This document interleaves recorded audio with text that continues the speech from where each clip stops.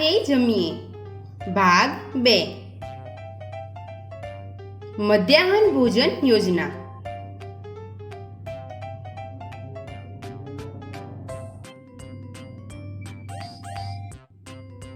પ્રસ્તાવના।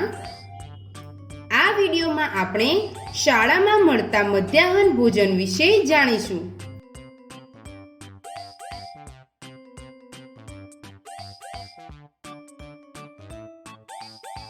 આજે બિટ્ટુ સવારે જલ્દી ઉઠીને નાઈને શાળાએ જવા માટે તૈયાર થઈ ગયો છે।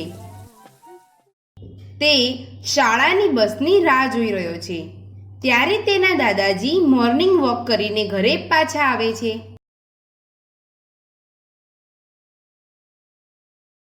અરે તૈયાર થઈ ગયો બિટ્ટુ, પરંતુ તારા હાથમાં તો ફક્ત પાણીની બોટલ જ છે। તારું ટિફિન ક્યાં છે?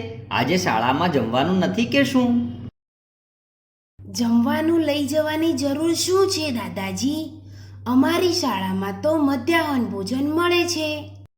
મધ્યાહન ભોજન આ શું હોય છે? શાળામાં રોજ 1 વાગ્યે જમવાનું મળે છે।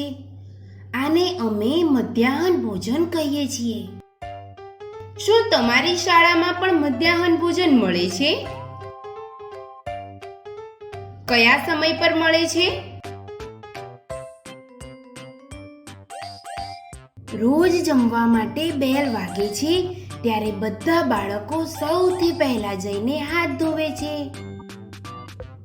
અને પછી બધા બાળકો જઈને રસોડાની બહાર બેસીને જમે છે। આ તો ઘણી સારી વાત છે બિટ્ટુ। આપણે હંમેશા સાબુ વડે હાથ ધોઈને જ જમવું જોઈએ। શું તમે પણ હાથ ધોઈને જમવાનું જમો છો? શું તમે હાથ સાબુથી ધુઓ છો?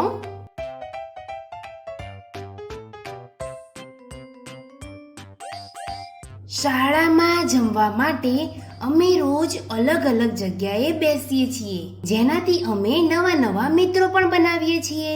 પરંતુ બિટ્ટુ, મધ્યાહન ભોજનના જમવામાં શું શું મળે છે? અમને જમવામાં રોજ અલગ અલગ વસ્તુઓ મળે છે। અમને જમવામાં દાળ, ભાત, શાક, રોટલી અને ક્યારેક ક્યારેક ખીર પણ મળે છે। અમને કયા દિવસે શું મળશે તે એક બોર્ડ પર લખેલું હોય છે। આ જમવાનું તને કેવું લાગે છે બિટ્ટુ? હવે તો આ જમવાનું મને બહુ સારું લાગે છે, પરંતુ કેટલાક દિવસ પહેલા આ જમવાનું એટલું સારું લાગતું ન હતું। પણ કેમ બિટ્ટુ? પહેલા ભાત અને એનાથી બનેલી વસ્તુમાં ક્યારેક ક્યારેક કાંકરા નીકળતા હતા, જેનાથી અમારા દાંત પણ તૂટી શકતા હતા। પછી એક દિવસ મીનુના પપ્પાએ શાળામાં આવીને આની ફરિયાદ કરી, જેના પછી શાળામાં પહેલા કરતાં પણ વધારે સારું જમવાનું મળવા લાગ્યું। જો તમને મધ્યાહન ભોજનના જમવામાં કોઈ ખામી લાગે છે તો તમે આની ફરિયાદ ક્યાં કરશો? આ તો ઘણું સારું થયું બિટ્ટુ। આમ પણ આપણે હંમેશા ચોખ્ખું જમવાનું જમવું જોઈએ। હા દાદાજી, આ વાત તો તમે એકદમ સાચી કીધી।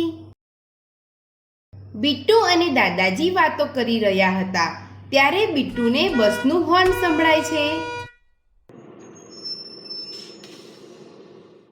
દાદાજી, મારી શાળાની બસ આવી ગઈ, હું જાઉં છું। આજે તો શાળામાં રોટલીની સાથે ઈંડા કરી મળશે।